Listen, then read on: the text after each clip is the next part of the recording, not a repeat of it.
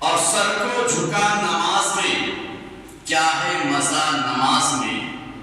رحمت حق نماز میں، قرب خدا نماز میں، رحمت حق نماز میں، قرب خدا نماز میں۔ عزیزان گرامی وقار، آج انگریزی 31 تاریخ ہے اور اردو کی 30 ہے اور چاند رات ہے۔ قرآن مقدس میں رب تبارک و تعالیٰ نے سال کے 12 مہینے کا ذکر فرمایا ہے، اور ان 12 مہینوں میں سے اللہ تعالیٰ نے کچھ مہینوں کو فضیلت عطا کی ہے، جن میں سے ایک مہینہ ہے شعبان۔ اسی مقدس مہینے کی کل 1 تاریخ ہوگی۔ شعبان وہ مہینہ ہے جس کو اللہ تبارک و تعالیٰ نے انتہائی عظمت اور برکت عطا فرمائی ہے۔ حضرت امام غزالی رحمۃ اللہ تعالیٰ علیہ فرماتے ہیں، لفظ شعبان کے 5 شبد ہیں، جن میں کا پہلا شبد شین ہے۔ تو شعبان کا شین اس بات کی دلالت کرتا ہے کہ اللہ تبارک و تعالیٰ نے اس مہینے کو شرافت عطا کی ہے، شان و شوکت عطا کیا ہے، اور اس مہینے میں عبادت کرنے والوں کو بھی شان و شوکت عطا فرماتا ہے۔ اس مقدس مہینے کو بھی شان و شوکت عطا کیا ہے، اور اس مقدس مہینے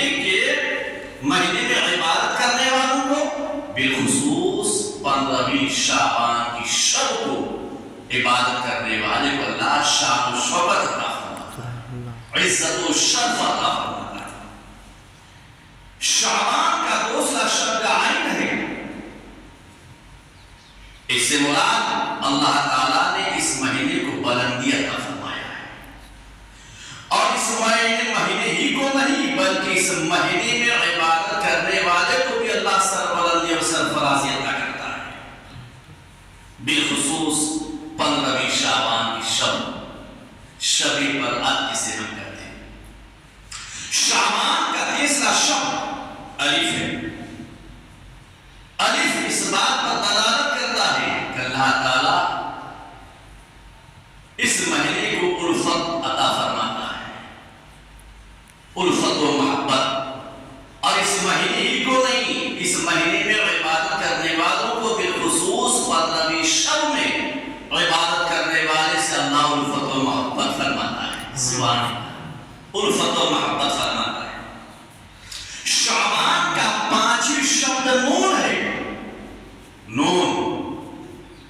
اس بات پر دلالت کرتا ہے کہ اس مہینے میں نور الہی کا نزول ہوتا ہے۔ اس مہینے میں نور الہی، نور خدا کا نزول ہوتا ہے، اور خاص کر اس مہینے میں عبادت کرنے والے پر، بالخصوص اس مہینے کے 15ویں شب کو، شب برات کو، اللہ عبادت کرنے والوں پر، ریاضت کرنے والوں پر، ذکر و اذکار کرنے والوں پر اللہ تعالیٰ اپنے نور کا نزول فرماتا ہے، نور الہی کا نزول ہوتا ہے۔ میرے عزیزوں، اس لیے آقا کریم رؤوف الرحیم نے ارشاد فرمایا، حضرت رسول کون صلی اللہ تعالی وسلم، اللہ کے حبیب، دونوں عالم کے طبیب، مالک بحر و بر، حاکم خشک تر، صاحب انا اعطیناک الکوثر، جناب احمد مصطفیٰ محمد مصطفیٰ صلی اللہ تعالی وسلم ارشاد فرماتے ہیں، قال رسول اللہ صلی اللہ تعالی وسلم، شعبان بین رجب و شہر رمضان يفضل الناس عنه يرفع فيه أعمال العباد فأحب أن لا يرفع عملي إلا وأنا صائم۔ حدیث رسول آقا کریم رؤوف الرحیم امام الانبیاء صلی اللہ علیہ وسلم ارشاد فرماتے ہیں کہ اے میرے دیوانوں، اے میرے پروانوں سنو، اے میرے مستانوں سنو، اے میرے کلمہ پڑھنے والوں سنو، اے اسلام کے دامن سے وابستہ رہنے والے غور سے سنو، اے میرے کلمہ پڑھنے والے آؤ غور سے سنو کہ ماہ شعبان، رجب اور ماہ رمضان کے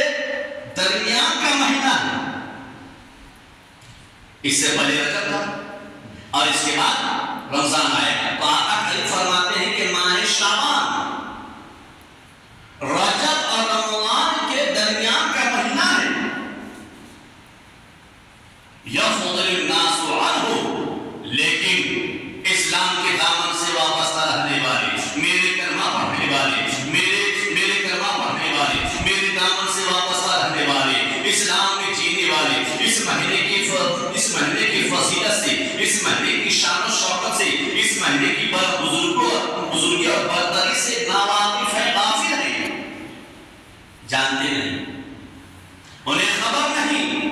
یفضل الناس عنہ، مسلمان اس مہینے کے فضیلت سے غافل ہے، اسے معلوم نہیں ہے۔ تو دیوان نے کہا یا رسول اللہ، اللہ نے اس مہینے میں کیا عظمت عطا کی ہے؟ سبحان اللہ، یہ اللہ کے حبیب، ہمارے ماں باپ ہم پر قربان ہوں، ہمیں خبر دیجئے اس مہینے کو اللہ تعالیٰ نے کیا عظمت عطا کیا ہے، کیا شان عطا کیا ہے۔ آقا کریم نے ارشاد فرمایا یرفع فیہ اعمال العباد، کہ اس مہینے میں بندوں کے اعمال، بندوں کے عبادات، بندوں کے ذکر و اذکار، بندوں کے تسبیح و تحلیل اللہ کی بارگاہ میں پہنچتا ہے، اللہ تبارک تعالیٰ کے بارگاہ میں پہنچتا ہے۔ اللہ کے فرشتے بندوں کے اعمال کے دفتر کو رب کے بارگاہ میں پیش کرتا ہے، اللہ کے بارگاہ میں پہنچتا ہے۔ فَأَحَبُّ اللَّهَ لَا يَرْفَعُ عَمَلِي إِلَّا وَأَنَا صَائِمٌ، تو اے میرے دیوانوں، اسی وجہ سے میں اس مہینے میں روزہ رکھتا ہوں کہ جب میرا اعمال رب کی بارگاہ میں پیش ہو، جب اللہ کے فرشتے میرے اعمال کو لے کر رب کے بارگاہ میں حاضر ہو، تو میرا اعمال اس حال میں رب کے بارگاہ میں پیش ہو کہ میں حالت روزہ میں ہوں، میں حالت روزہ میں ہوں۔ آقا کریم کثرت سے اس مہینے میں عبادت کیا کرتے تھے، آقا کریم رؤوف رحیم کثرت سے اس مہینے میں عبادت کیا کرتے تھے، روزہ رکھا کرتے تھے۔ درود پاک اللہم صلی علی سیدنا شفیعنا حبیبنا مولانا محمد وآلہ وسلم، صلاۃ و سلام علیک یا رسول اللہ صلی اللہ علیہ وسلم۔ اور آپ کو معلوم ہے صحیح بخاری شریف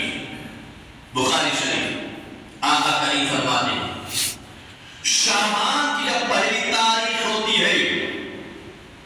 تو اللہ تبارک تعالی حضرت ملک الموت کو ایک دفتر عطا کرتا ہے، ایک دفتر دیتا ہے، ایک دفتر دیتا ہے، اللہ کو فرماتا ہے کہ لکھ اس شعبان سے لے کر آنے والے سال کے شعبان تک کتنے مریں گے اور سب کا نام لکھو، کتنے مریں گے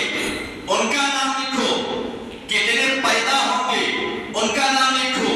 کس کو کتنا رزق ملے گا اس چیز کو لکھو، کون کہاں کس مقام پر مرے گا اس کو لکھو، کس حالت میں مرے گا اس کو لکھو، کہ کس قدر رزق ملے گا، کس کو کتنا کس قدر رزق ملے گا، کہاں سے ملے گا وہ چیز کو بھی لکھو، اور بارش کتنی دی جائے گی اس کو بھی لکھو۔ یعنی انسان کے ایک چیز کو لکھا جاتا ہے، انسان کی تقدیر کو لکھا جاتا ہے۔ میرے عزیزو، ایک انسان دھرتی پر چلتا ہے، وہ کھاتا ہے، وہ پیتا ہے، مکان بناتا ہے،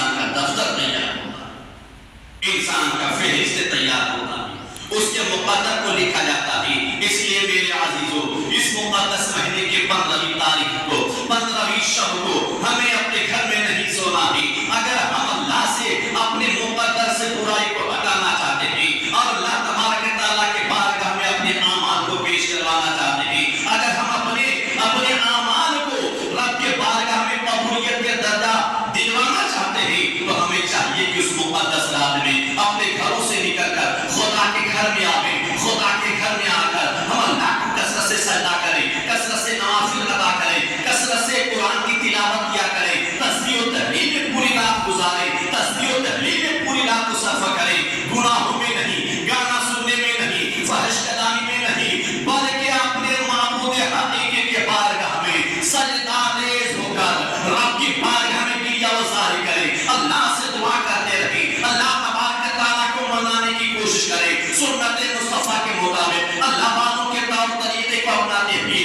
رب کے بارگاہ میں سجدے میں چلے جاویں، اللہ تبارک تعالیٰ کی تعریف و توصیف بیان کریں، رب کی مدد سرائی بیان کریں، اور آپ بارگاہ خداوندی میں سر کو جھکا کر اپنے گناہوں کی معافی طلب کریں، اپنے خطاؤں کی معافی طلب کریں، اپنے سیاکاریوں سے توبہ کریں، اپنے بدکاریوں سے توبہ کریں، چونکہ وہ توبہ کی رات ہوتی ہے، توبہ قبول کرانا ہوتا ہے۔ رب تبارک تعالیٰ ارشاد فرماتا ہے، بحدیث بازبانی اپنے رسول بندوں تک پیغام پہنچاتا ہے، اللہ ارشاد فرماتا ہے کوئی اس رات میں معافی طلب کرنے والا کہ میں اسے معاف کر دوں، ہے اس رات میں کوئی رشتے سے پریشان کہ وہ میرے بارگاہ میں رشتے کے بارے سوال کرے اور میں اس کے رشتے میں برکت عطا کروں، ہے کوئی زندگی سے پریشان کہ وہ امن و امان اور سلامتی کی زندگی چاہتا ہو، مجھ سے دعا کرے، میں اس کی دعا کو قبول کروں گا۔ رب تبارک تعالیٰ اس رات میں اپنے بندوں کی دعا کو رد نہیں کرتا بلکہ قبول فرما کر اس کی منتوں کو پورا فرما دیتا ہے۔ میرے عزیزو، وہ مقدس رات ہے، وہ بابرکت رات ہے، اور آئیے حدیث رسول میں آقا کریم ارشاد فرماتے ہیں، میرے عزیزو توبہ کرو، گناہوں سے توبہ کرو، جو کہ آقا کریم فرماتے ہیں التائب من الذنب الذی کمن لا ذنب لہ، گناہوں سے توبہ کرنے والا، خطاؤں سے توبہ کرنے والا ایسا ہو جاتا ہے جیسا کہ کبھی گناہ ہی نہیں کیا، جیسا کہ کبھی گناہ ہی نہیں کیا۔ توبۃ نصوحا، سچی توبہ کرو، بارگاہ خداوند میں سچی توبہ کرو، اللہ کے بارگاہ میں سچی توبہ کر لینا، اس رات میں سچی توبہ کرنا، چونکہ اس رات میں کثرت سے عبادت کرنا آنے والے ماہ رمضان کا استقبال ہے، آنے والے ماہ رمضان کا استقبال ہے۔ میرے عزیزو، آپ کو معلوم ہے اس رات میں اگر کوئی بندہ خدا بارہ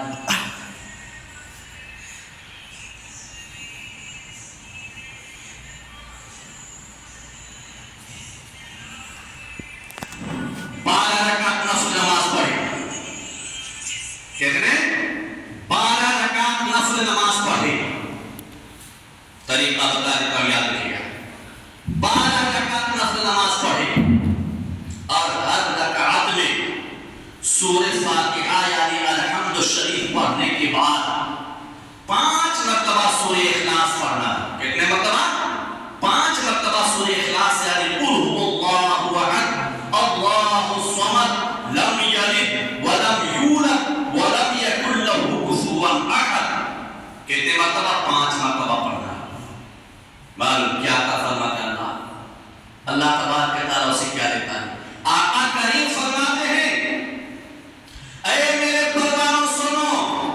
ماہ شعبان المعظم کی 15ویں شب میں، 15ویں کی رات میں جو بندہ مومن، جو میری امتی، میرا دیوانہ، میرا مستانہ، میرا پروانہ 12 رکعت نماز نفل ادا کرے گا، ہر رکعت میں سورہ فاتحہ پڑھنے کے بعد، سورہ